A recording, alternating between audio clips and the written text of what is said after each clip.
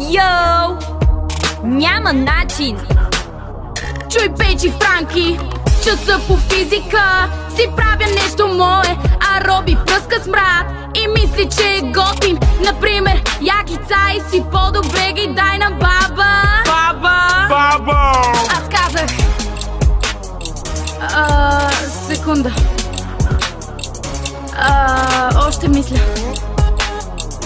Да, тях виждам колко тъпо си подстриган.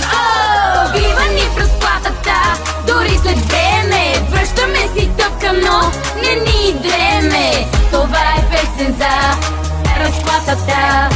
Разплатата, да. След малко време избирах сокче аз. Толкова са вкусни всички, не мога, аз съм пас. Тогава лелката бучи, ще чакаме ли още?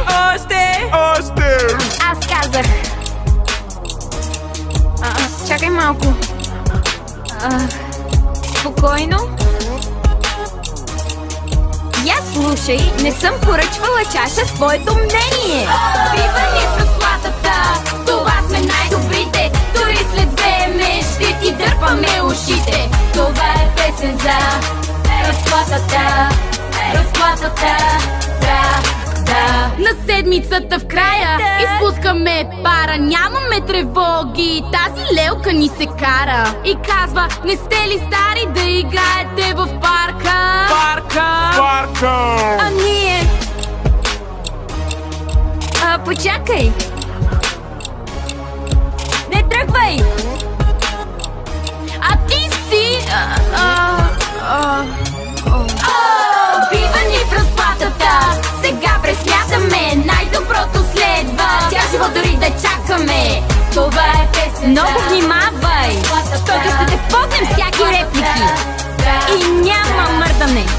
Хей, Лелче, не си ли малко старичка за... Чакай, какво беше? Не помня.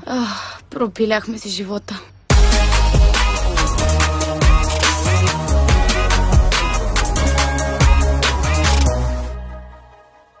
Bizarre